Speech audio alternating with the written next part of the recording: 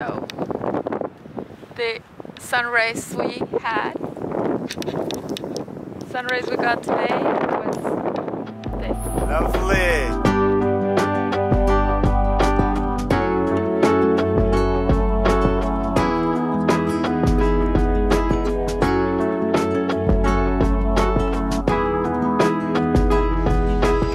After a 3-hour flight from Toronto, we finally made it to St. John's, Newfoundland and Labrador, and this is province number 8 for me on my journey to explore as much as I can of Canada. And honestly, I couldn't be more excited, especially because we are here during the fall, and also this trip is super special because my little brother is here too. He's spending a month in Newfoundland as part of an international experience program through his high school back in Colombia. So the moment I found out he was coming to Canada, I had to make this trip. There is no way I was missing the chance to see him and travel together with him and Sandy.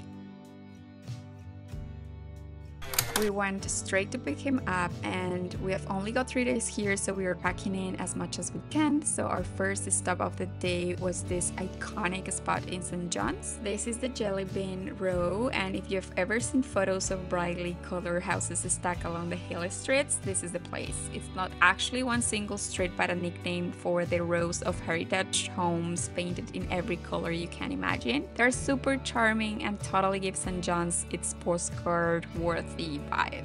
Since it's fall, it gets dark so early here, so by the time we made it to our next stop, it was just in time for sunset, and honestly, I couldn't have asked for a better view. We ended up at Signal Hill, which is this historic site overlooking the city and the Atlantic Ocean, where the first transatlantic wireless signal back in 1901 was received, so it's a big deal historically. But beyond that, the views are just unreal. You can see the whole harbor, the city, and if you're lucky, whales or icebergs in the distance depending on the season. But it was the perfect way to kick off our little Newfoundland adventure.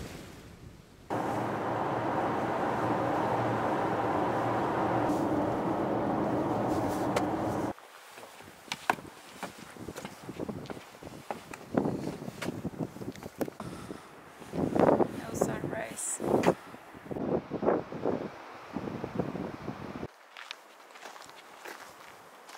Are you cold? Are you sleepy? I can't talk. Yeah. Look at the sunrise. Where?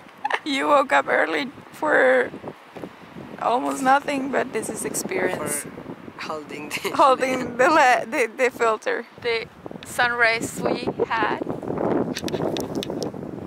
got today was this. Lovely. It's fine. We woke up early. We walk. We had an adventure. So yeah, we made it super early to Cape Spirit Lighthouse National Historic Site, and if you didn't know, this is actually the easternmost point in all of North America. That means on a clear day, it's the very first place on the continent to see the sunrise, which is pretty cool. We weren't lucky with the weather. It was foggy and moody, and we didn't get that dreamy sunrise moment. But honestly, it still felt so cinematic. The waves crashing, the lighthouse standing, it was kind of magical in its own way.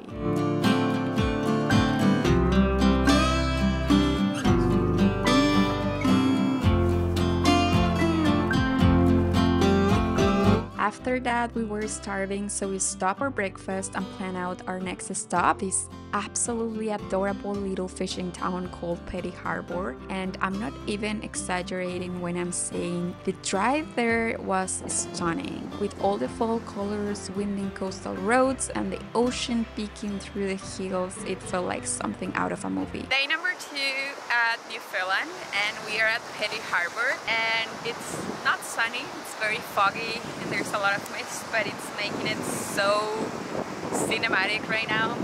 Like, look at this view.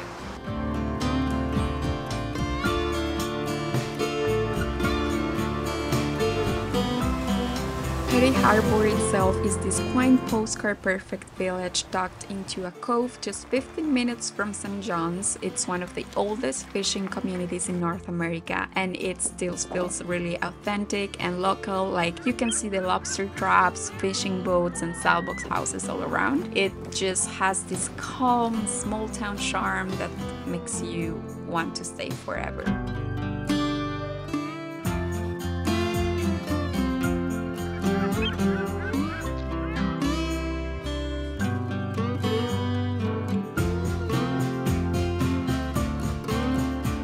On our way back to St. John's, we made a quick stop at this viewpoint to check the famous neighborhood called the Battery. This neighborhood, it's built right into the cliffs at the entrance of the harbor, and the houses there are so colorful and quirky. They almost look like they are stacked on top of each other. It's famous for its dramatic views, narrow little lanes, and just the overall vibe, like this wild mix of nature and city all in one, which was amazing. And by the way, along the East Coast Trail, you're gonna find a lot of spots that you can check out, like lookouts and viewpoints that are absolutely beautiful. So just if you visit, just check out for those kind of stops. And to wrap up today, we went to this cute little village called Quidi Vidi. It's this historic fishing village that's basically part of St. John's, but it feels like its own world. There is a brewery right by the water, little artisan shops, and these picture-perfect views of the harbor. And honestly, day two in Newfoundland did not disappoint. I am so happy with all the places we had time to check out, and we're so ready for the last day here in Newfoundland.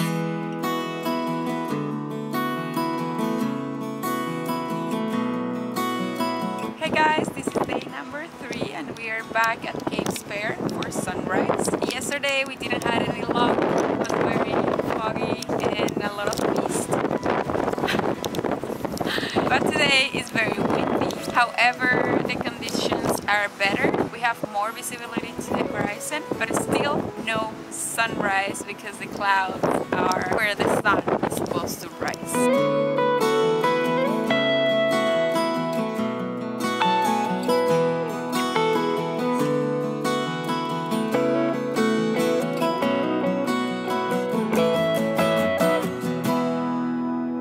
If there is one thing I always make time for when I travel, it's checking out local coffee shops, and Newfoundland was no exception. We had a cozy, warm breakfast at this adorable little cafe tucked away in the Battery, and it honestly felt like the perfect start of the day. After that, we laced up our boots and went for a hike that literally left us speechless. Like, I'm not kidding. At one point, I turned to Sandy and said, "Are we in Ireland right now?" The cliffs, the crashing waves, the endless ocean views. It was wild. And the best part, we had the whole place to ourselves. It felt like we were standing on the edge of the world, completely disconnected. Just us, the wind, and the sea.